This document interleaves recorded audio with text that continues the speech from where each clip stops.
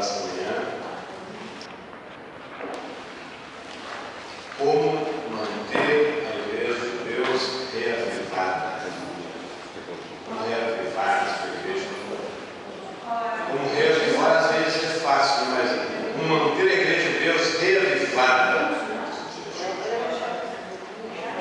1 Coríntios capítulo 11, e agora vamos fazer uma oração.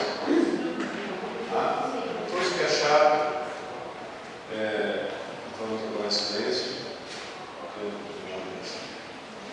Grande Deus e nosso eterno Pai Celestial, nesta manhã do nosso coração se enche de alegria, porque estamos na tua presença. Pai, nós te agradecemos, Senhor, porque o teu nome deve ser enaltecido, porque tu és o Criador de todo o universo, que mantém todas as coisas, mantém os planetas em ordem, como também os simples átomos. Tudo tu mantém, sustém de maneira inteligente. Obrigado, Senhor, pela sua sabedoria, de nos manter também. Nesta manhã, para te agradecer, que o teu Espírito nos guiou para estar na tua presença nesse lugar eterno. Queremos ouvir a tua voz, Senhor. Que Deus fale aos nossos corações. Use mais uma vez teu traje certo das mãos para falar de ti.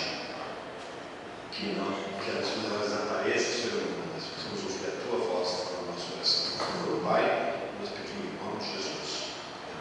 Amém.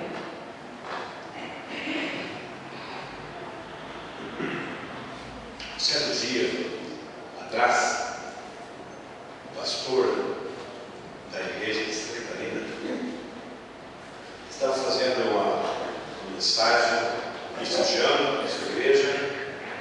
E ele desafiou a igreja naquele início de ano que quem gostaria durante aquele ano trazer uma pessoa para Jesus.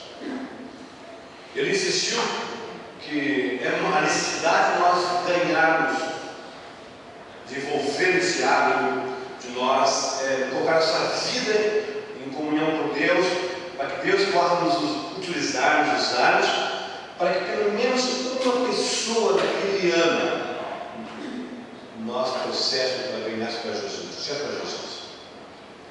O irmão James, ele nunca tinha dado isso para ninguém. E ele, entre os seus membros da igreja, os seus irmãos da igreja, ele foi desafiado e finalmente ele ergueu a mão assim, como algumas pessoas falam, né? Eu quero fazer isso, mas é quase baixo da mão. Ele ergueu a mão, igual modo para se queria trabalhar Jesus, para ter uma pessoa do lado de Jesus.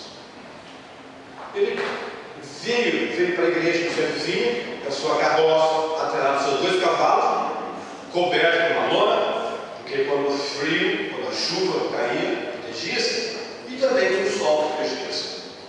Isso, família. Agora estava louco de sair para casa.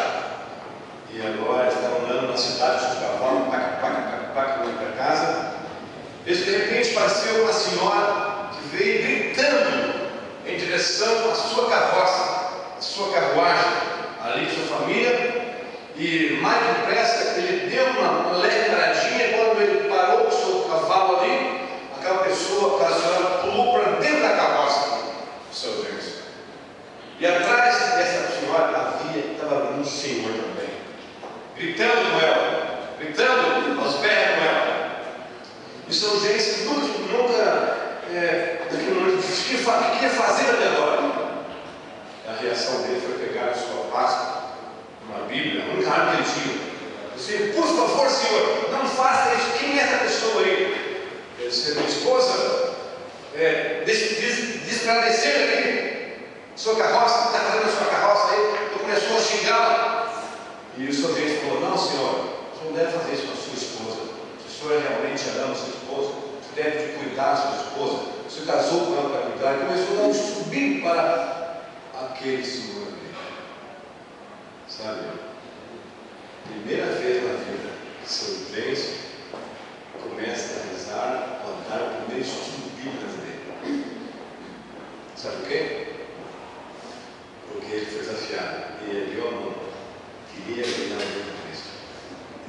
dia, irmãos, ele marcou aquele casal no estudo bíblico da criança.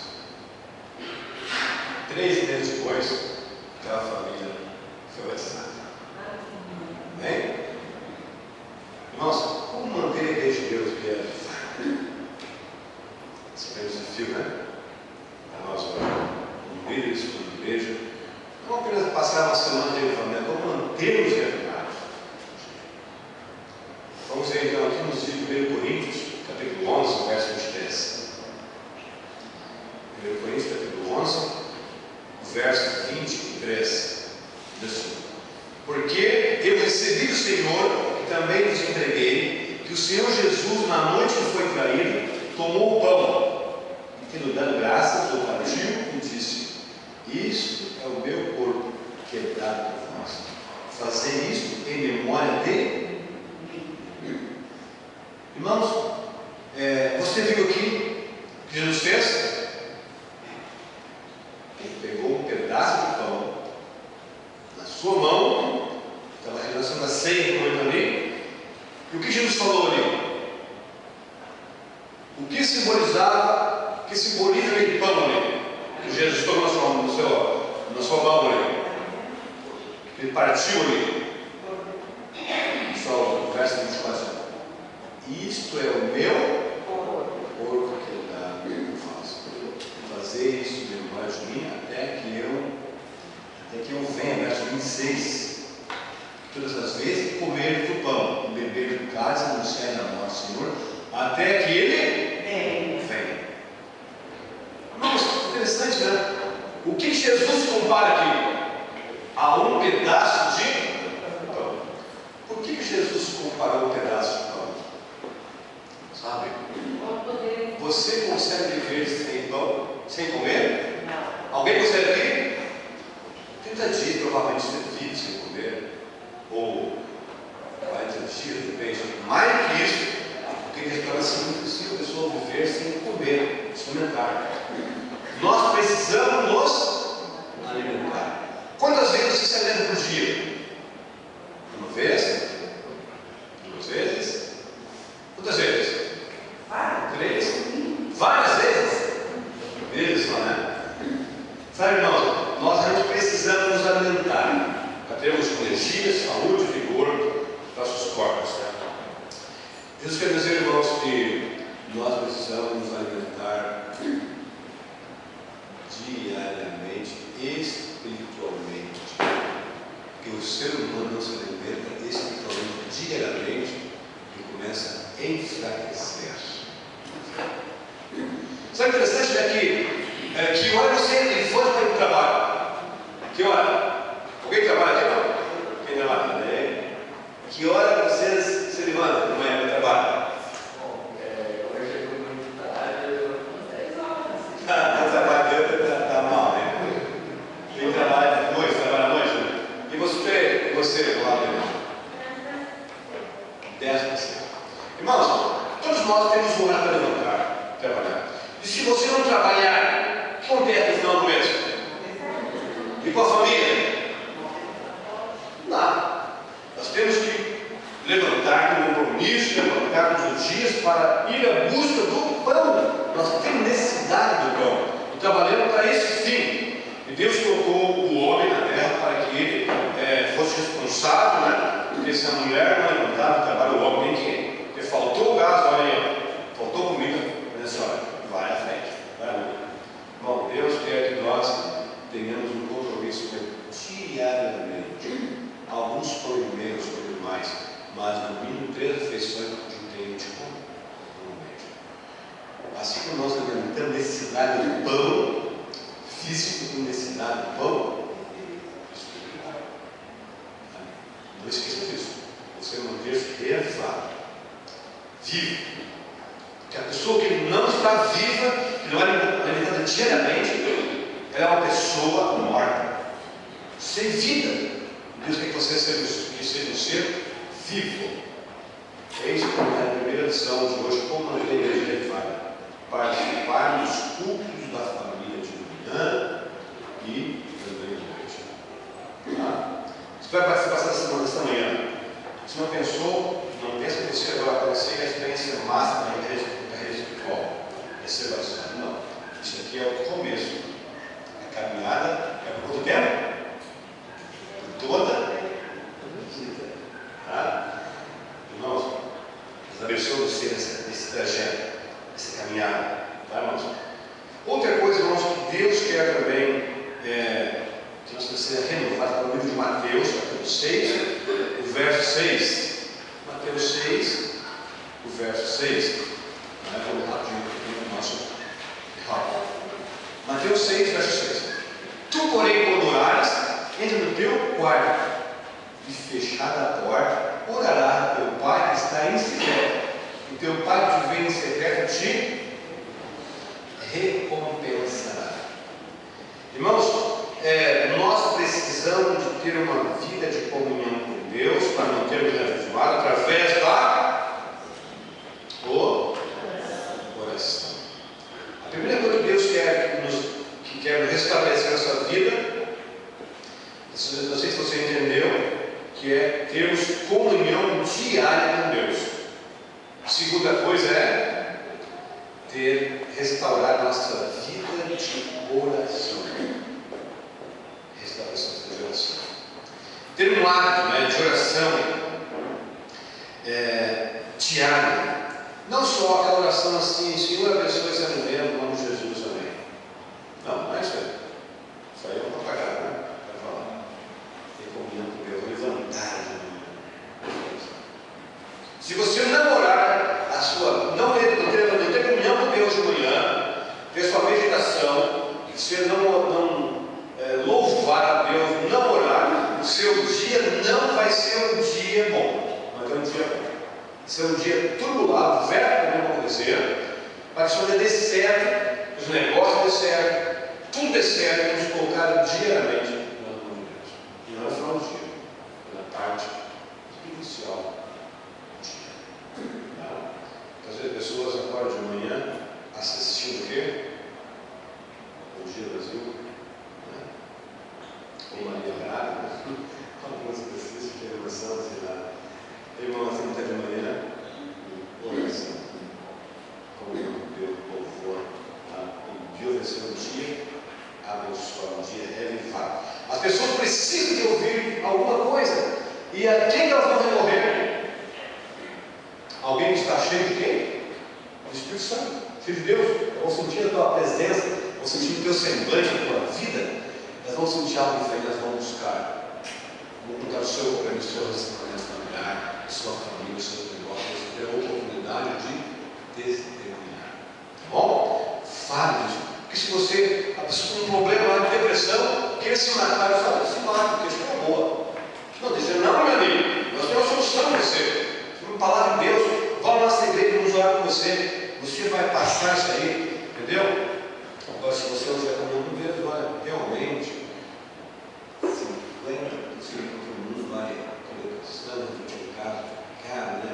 Seu caso realmente, olha, provavelmente um depressivo que é melhor, e dá o remédio para a pessoa, que é com Deus, oração, né? Você vai ver que você vai ser uma bênção onde você realmente é. Então, essa questão de irmão permaneça revivar, primeiro é comunhão com Deus. Segundo é o quê? Não, vida de oração. Esquecer uma vida de oração. Ok? Terceira coisa, irmãos, está em 2 Coríntios agora. Voltando para 2 Coríntios ali, na primeira, vamos falar um pouquinho para 2 Coríntios. O capítulo 12, verso 9 e 10. 2 Coríntios 12, verso 9 e verso 10. 12, 9 e 10. 2 Coríntios 12, verso 9 e verso 10.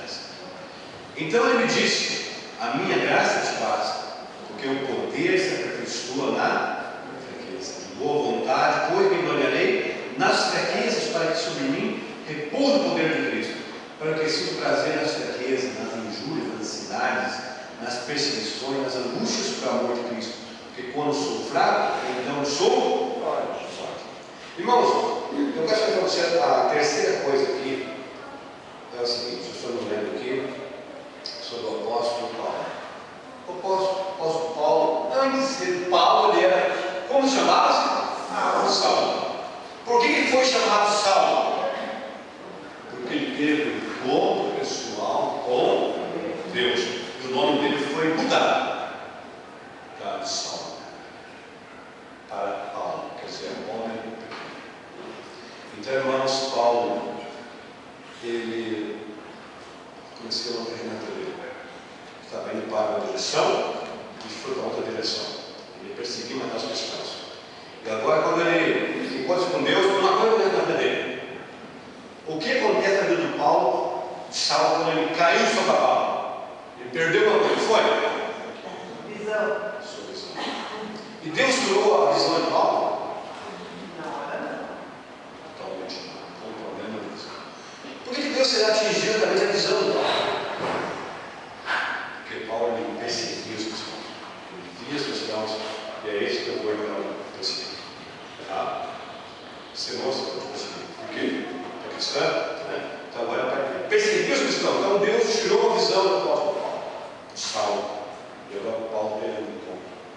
E Paulo, irmãos, ele passou a vida para frente agora a testemunhar do poder de Cristo na sua vida. Paulo, ele foi preso. E Paulo, o que fazia na prisão? Legal, irmãos, Deus nos chamou para quê? Como chamou Saulo? Para restaurar assim que ele fazia de maneira sincera, mas de maneira errada, de maneira intensa, de uma maneira errada. Agora Deus chamou para ele ser usado por Deus, agora para fazer da maneira certa. Fazer o que mesmo? Testemunhar. Deus quer nos restaurar nossa vida, nossa comunidade, e nós o poder de testemunhar isso. Se você leu a Bíblia, comunhão com Deus, você louvou a Deus, você orou a Deus, agora Deus quer que você seja uma pessoa testemunha, pregue as pessoas. Não fique calado, né? Fala de Jesus, então, as pessoas. Aí está no poder, compromisso melhor de testemunhar. Nós precisamos de fazer isso. Poder e testemunha. Primeira coisa que Deus quer revelar essa igreja através da comunhão com Deus, da oração e do compromisso de testemunhar. Marcos 14. Vamos ver um pouquinho aqui. Não vamos demorar muito, vamos chegar no livro de Marcos 14. Marcos capítulo 14. Mateus, Marcos 14. Vamos ver aqui, verso 3. 14, verso 3. Estando ele em Betânia, reclinando a mesa, em casa de Simão o leproso, veio uma mulher trazendo um vaso de alabastro, com preciosíssimo perfume de nardo puro, quebrando o alabastro, derramou o bálsamo sobre a cabeça. Isso era Jesus. Nós. Verso 5: porque este perfume podia ser vendido por mais 300 denários e dar-se aos pobres, como um bravo convidado. Queridos, aqui encontramos Jesus em uma reunião pública, uma reunião ali, porque Jesus estava visitando ali um homem, e havia uma mulher, Maria, que ela tinha sido perdoada, o perdão de Deus na sua vida. Ela passou da morte para a vida. Jesus tinha livrado-a da pena de morte, e agora, antes que Jesus morresse para esse mundo, ela quis demonstrar, fazer uma coisa para Jesus, uma homenagem a Jesus. E ela pegou um perfume muito caríssimo, e ela quebrou o perfume, diante de uma reunião ali, quebrou o perfume na cabeça de Jesus, um pouco e nos seus pés também, enxergados.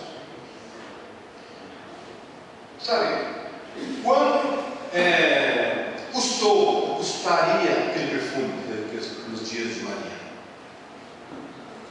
Calculado em 300 denários. O que seria um denário?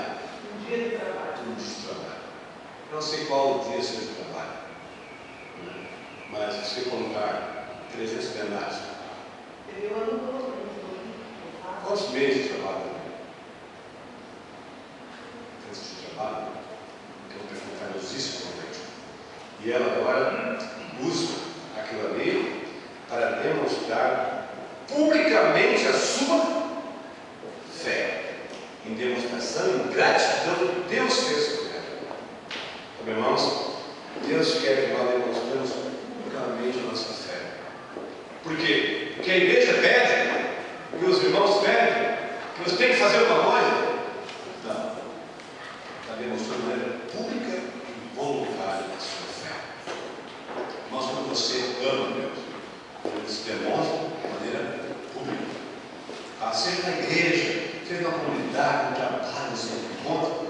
E hoje muitas pessoas aqui que aceitaram a Jesus, o amor de Jesus, vão demonstrar publicamente também a sua fé ao entrar aqui no tanque nas águas do sacerdote.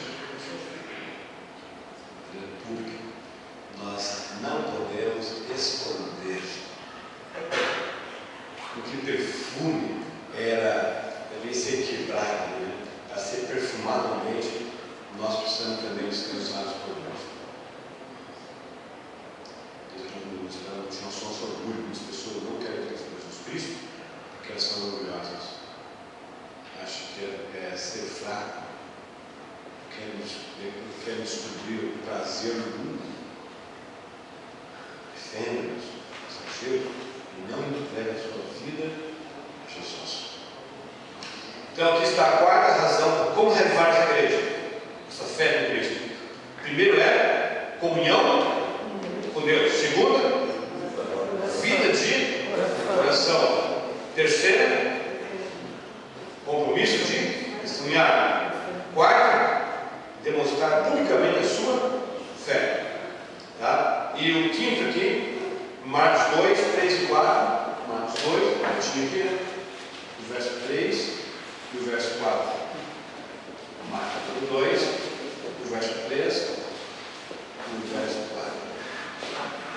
Alguns foram ter com ele, conduziram um paralítico, levando 4 homens. Não podendo aproximar-se deles por causa da multidão, descobriram ele no ponto correspondente ao que ele estava, e fazendo uma abertura, baixaram o leito em que jazia o doente. Vendo-lhe a fé, Jesus disse ao paralítico: filho, teus pecados são perdoados. Irmãos, um homem ouviu falar de Jesus, que Jesus poderia ser a solução da vida dele. E ele, pelo exemplo, teve fé, ele acreditou. Mas ele tinha um problema, ele era paralítico. O paralítico não pode andar. O paralítico anda de maneira, numa cadeira de roda. Né? E agora, ele queria muito encontrar Jesus. Veja, se ele encontrasse Jesus, ele tinha fé que ele ia ser curado. E agora, ele pegou e chamou, convidou alguns amigos. Chamou: vem cá, vem me ajudar, vem me ajudar. Ele conseguiu encontrar 4 pessoas para lhe ajudar naquela busca, aquela empreitada que ele tinha que ir atrás. E agora, então, esses 4 homens ajudaram ele a ir até Jesus. Mas tinha um problema ainda mais nesse paralítico. A grande multidão impedia de chegar a Jesus. Então, irmãos, muitas vezes a multidão é um problema. A multidão pode ser a sua família, os amigos. Por que você vai se batizar? Por que você vai entregar para Jesus Cristo? Sabe, a multidão ali atrapalhada. O que está atrapalhando você entregar essa para Jesus Cristo? As pessoas falam: você vai batizar. Coisa feia. Apresentar uma mulher, vai virar crente. Irmãos, mas ele queria muito encontrar Jesus. Jesus era a solução da vida dele. E ele agora tinha um mau problema ali. A multidão estava a chegar a Jesus. Eles planejaram o quê? Subir pelo telhado e descer no paralítico aonde Jesus estava. Jesus ia lá, era aquele homem. Ele foi curado. Os pecados estão perdoados. Quando nós queremos, nós damos um jeito, não dá. Quando você não quer, nada acontece. Aquele homem queria realmente ser curado. E agora Deus o restabeleceu, irmãos. E da sua fé, Deus estabeleceu a sua saúde física. A sua saúde também emocional. A sua saúde espiritual.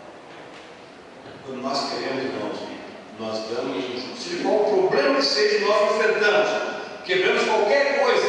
Porque nós cremos nesse Deus maravilhoso. É isso que você está aqui essa manhã. Você crê que Deus pode realizar as coisas por você. Então, como manter a igreja privada? Coração, comunhão com Deus, coração, poder de testemunho, o que mais? Demonstração pública da sua fé, né? E também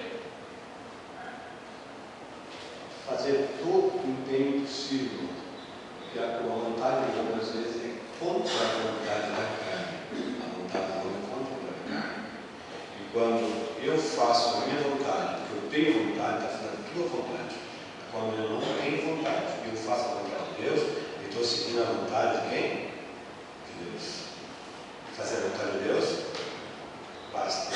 Né? Então aí está.